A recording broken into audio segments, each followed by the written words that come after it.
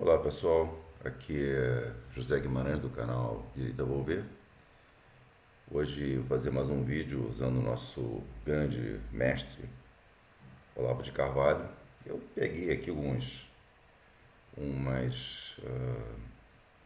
artigos que ele escreveu para jornais em datas variadas aí, mas sempre bastante antigas, mas muito atuais, né? Esse aqui, por exemplo, é do ano de 2000, 7 de abril de 2000. Coincidência, hoje é dia 10 de abril, né? Bom, mas é pertinho. Tem 23 anos esse texto que ele escreveu, né? Eu já li um pedaço para vocês, mas eu não terminei. Eu vou terminar de ler hoje esse texto aqui. Vou tentar restringir meus comentários para não ficar longo demais e eu poder chegar ao final do texto, né? E, puxa, no vídeo passado eu esqueci de pedir que se inscrevam no canal, que deem like, compartilhem o conteúdo. Isso é muito, muito, muito importante para o canal não sumir, né? Porque começa a perder participação das pessoas. O YouTube considera que o canal é irrelevante e vai se perdendo, vai ficando escondido, ninguém vê, né? E eu acho que esse trabalho que eu estou fazendo aqui, ele é muito importante porque surgiu recentemente no Brasil esse caminho de volta para uma política decente, uma política honesta, de direita, de respeito a Deus, de respeito à família, aos princípios básicos de vida, de trabalho, de honestidade, de zelo pela coisa pública e coisas do tipo, né? Civilidade, honestidade, conceitos básicos, né? Que nós temos na nossa vida. Por exemplo, para nós é inaceitável se vulgarizar o aborto, né? O aborto ser tido como uma coisa normal, né? Se existe pena de morte para crianças inocentes, por que não tem para assassinos psicopatas? Por que não tem para estupradores e pedófilos, né? Deveria ter pena de morte para todo mundo ou para ninguém, especialmente para crianças inocentes, né? Você até lembra uma vez de um amigo meu que me falou uma coisa muito interessante. O zoológico é o único lugar do mundo onde todos os prisioneiros são inocentes. Único. Porque cadeia normalmente só tem bandido, né? Exceto em alguns países onde os ditadores perseguem as pessoas honestas. Houve um caso recente num grande país da América do Sul, onde pessoas que estavam apenas há 70 dias de maneira honesta, civilizada, correta, com chão limpo, sem nenhum problema, sem problema de roubo, sem problema de violência, sem sujeira, sem nada, foram presos sem nenhum motivo, sem nenhum devido processo legal. Quer dizer, não existe mais leis nesse país aí, né? O que existe é uma ditadura comunista da pior espécie, né? Bom, acho que todo mundo sabe que país é esse, né?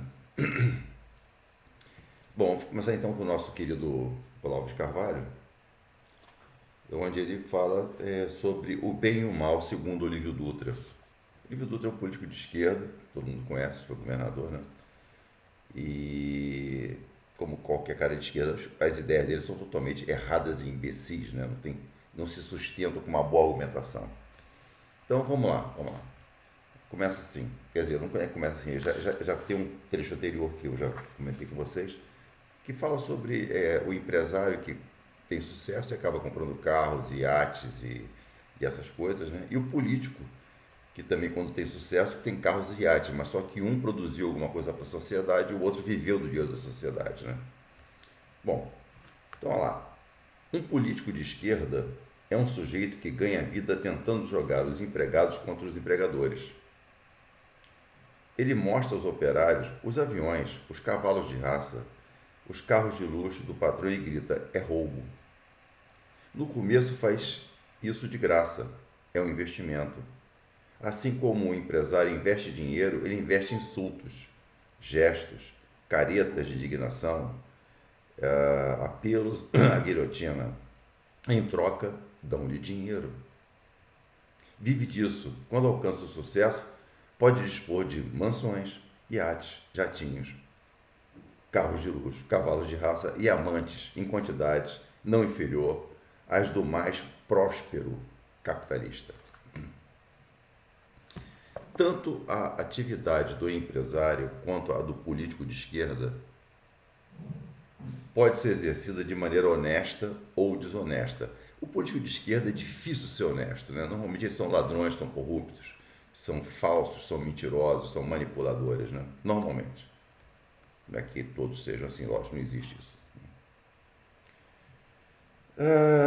O empresário pode dar golpes em seus fornecedores, vender produtos fraudados, sonegar o pagamento devido aos operários, ou então pode pagar tudo direitinho e vender produtos bons. Do mesmo modo, o político de esquerda pode desviar dinheiro público, utilizar-se indevidamente de imóveis do Estado, possuir sob ameaça aterrorizadas empregadinhas domésticas, como fazia Mao Tse-tung. Ou então pode fazer tudo dentro da lei, como ele próprio instaurou e ser incorruptível como Robespierre. Então, ambos os casos podem ser honestos e desonestos. A diferença é a seguinte: a atividade do empresário, mesmo o mais desonesto, resultam sempre uma ativação da economia, uma elevação da produtividade, a expansão de empregos. Esses resultados podem vir em quantidade grande ou pequena, mas tem de vir necessariamente pela simples razão de que a empresa consiste em produzi-los e em mais nada. Da atividade do político de esquerda, mesmo o mais honesto, resultam sempre um aumento do ódio entre as classes, o crescimento do aparato estatal, que terá que ser sustentado pelos padrões, com dinheiro extraído aos empregados e consumidores. A politização geral da linguagem, que transformará todos os debates em confrontos de força e, em última instância, desembocará no morticínio redentor. Esses resultados também podem vir em quantidades grandes ou pequenas, mas virão necessariamente, pois política de esquerda consiste em produzi-los e em mais nada. O empresário honesto ou desonesto está no auge do sucesso quando pode, sem prejuízo de seus investimentos, comprar mansões, iates, carros de luxo, jatinhos. Ele alcança isso quando se torna um mega empresário.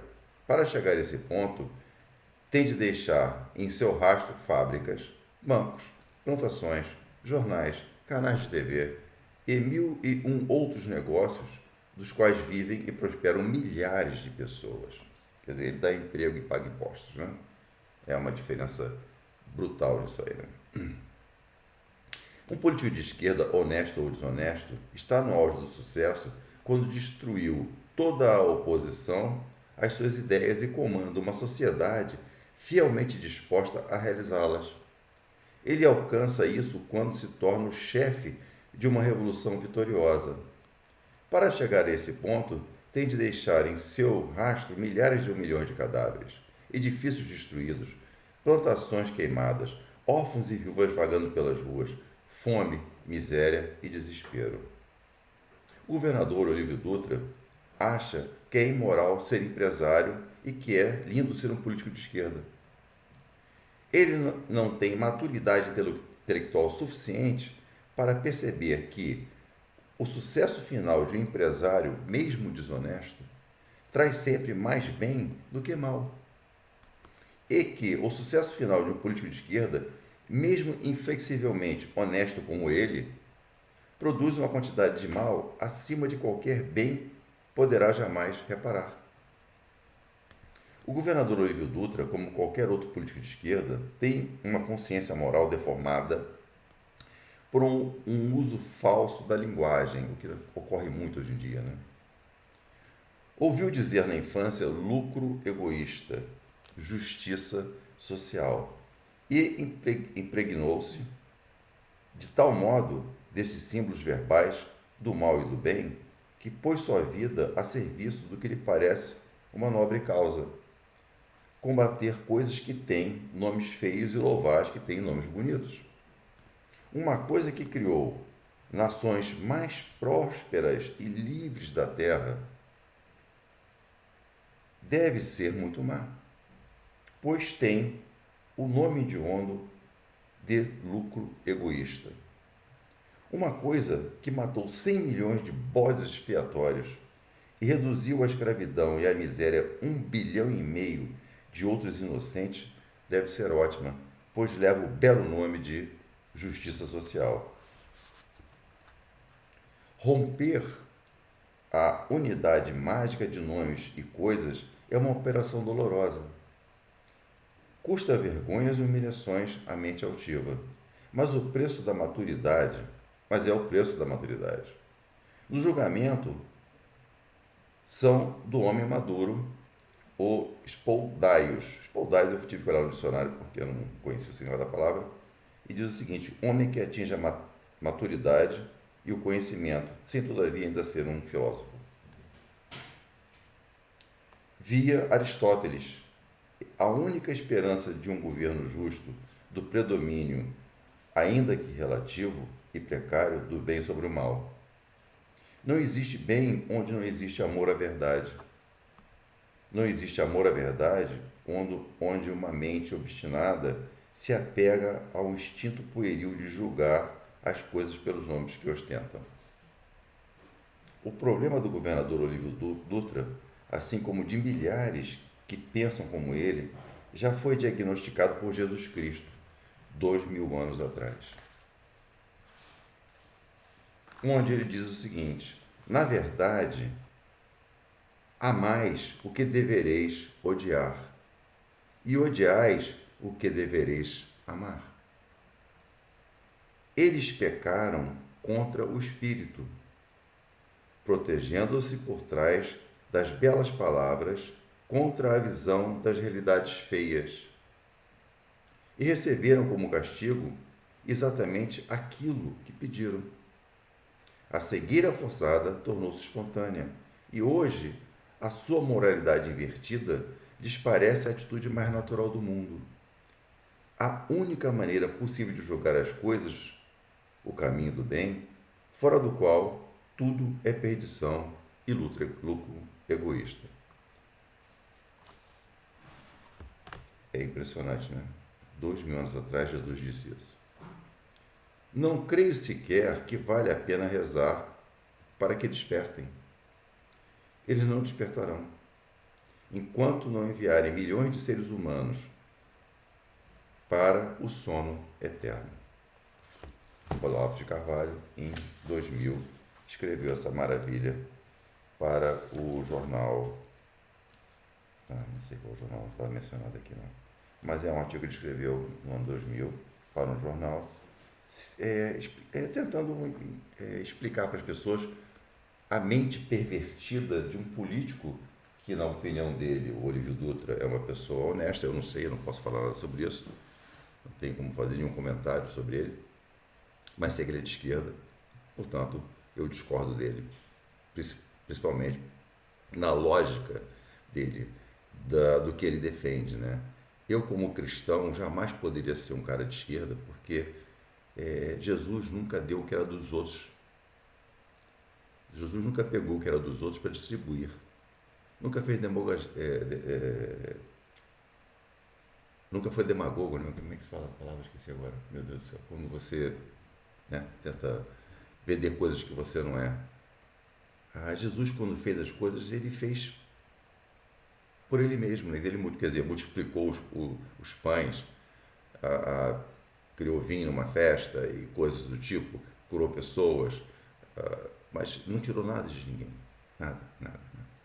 Então, essa é a grande diferença, né? E nós pregamos o trabalho honesto, o progresso, a meritocracia, e que isso vai gerar frutos para as outras pessoas que estão em volta. Como vi uma vez também um clipe daquele Hipócritas, onde o cara está entrando numa Mercedes, aí vem o cara: ei, você sabe quanto dinheiro, quanto você gastou nesse carro, quantas pessoas irão comer se você desse dinheiro para as pessoas? Bom, eu sei. Eu, quando comprei esse carro, eu ajudei a pagar o cara que pintou, o cara que produziu a tinta, o cara que montou, que fez a chapa, que montou a chapa. Várias famílias se beneficiaram com isso. E eu comprei com o meu dinheiro que eu trabalhei para ganhar. Ninguém pagou para mim. né? Não foi o governo, não foi o contribuinte que me deu o dinheiro. Então, ele está ajudando alguém, quer dizer, alguém está progredindo. É o que é básico na vida, na realidade, né? Bom, pessoal, muito obrigado aí pela atenção. Deus nos abençoe.